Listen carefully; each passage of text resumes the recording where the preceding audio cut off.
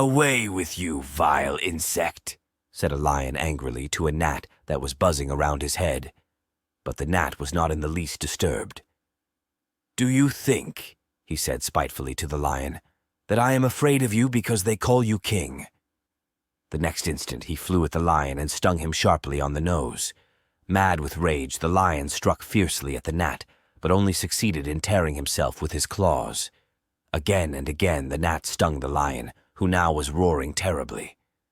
At last, worn out with rage and covered with wounds that his own teeth and claws had made, the lion gave up the fight. The gnat buzzed away to tell the whole world about his victory, but instead he flew straight into a spider's web. And there, he who had defeated the king of beasts came to a miserable end, the prey of a little spider. The least of our enemies is often the most to be feared. Pride over a success should not throw us off our guard. The lion and the fox went hunting together. The lion, on the advice of the fox, sent a message to the ass, proposing to make an alliance between their two families. The ass came to the place of meeting, overjoyed at the prospect of a royal alliance. But when he came there, the lion simply pounced on the ass and said to the fox, "Here is our dinner for today. Watch you here while I go and have a nap. Woe betide you if you touch my prey." The lion went away and the fox waited, but finding that his master did not return, ventured to take out the brains of the ass and ate them up. When the lion came back, he soon noticed the absence of the brains and asked the fox in a terrible voice, "What have you done with the brains?" "Brains, your majesty!" "It had none, or it would never have fallen into your trap." The woodman was in despair. The axe was all he possessed with which to make a living, and he had not money enough to buy a new one. As he stood wringing his hands and weeping, the god Mercury suddenly appeared and asked what the trouble was. The woodman told what had happened, and straightway the kind Mercury dived into the pool. When he came up again, he held a wonderful golden axe. "Is this your axe?" Mercury asked the woodman. "No," answered the honest woodman, "that is not my axe." Mercury laid the golden axe on the bank and sprang back into the pool.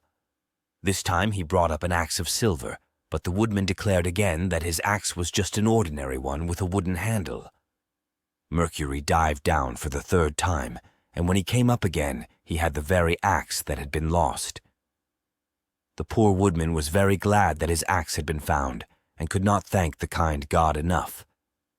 Mercury was greatly pleased with the woodman's honesty. "I admire your honesty," he said, "and as a reward you may have all 3 axes, the gold and the silver as well as your own." The happy woodman returned to his home with his treasures, and soon the story of his good fortune was known to everybody in the village. Now there were several woodmen in the village who believed that they could easily win the same good fortune. They hurried out into the woods, one here, one there, and hiding their axes in the bushes, pretended they had lost them. Then they wept and wailed and called on Mercury to help them. And indeed, Mercury did appear, first to this one, then to that. To each one he showed an axe of gold, and each one eagerly claimed it to be the one he had lost. But Mercury did not give them the golden axe. Oh no, instead he gave them each a hard whack over the head with it, and sent them home.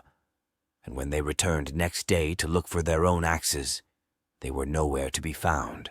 It happened that a fox caught its tail in a trap, and in struggling to release himself lost all of it, but the stump.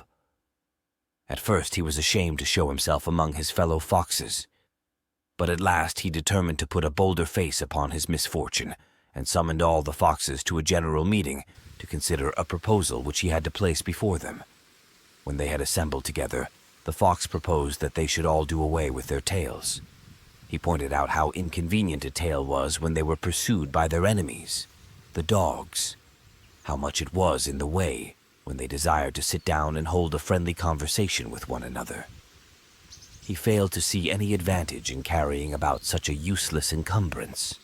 "That is all very well," said one of the older foxes, "but I do not think you would have recommended us to dispense with our chief ornament if you had not happened to lose it One bright day in late autumn, A family of ants were bustling about in the warm sunshine, drying out the grain they had stored up during the summer, when a starving grasshopper, his fiddle under his arm, came up and humbly begged for a bite to eat. "What?" cried the ants in surprise. "Haven't you stored anything away for the winter? What in the world were you doing all last summer?" "I didn't have time to store up any food," whined the grasshopper. "I was so busy making music that before I knew it, the summer was gone." The ants shrugged their shoulders in disgust. "Making music, were you?" they cried. "Very well, now dance." And they turned their backs on the grasshopper and went on with their work,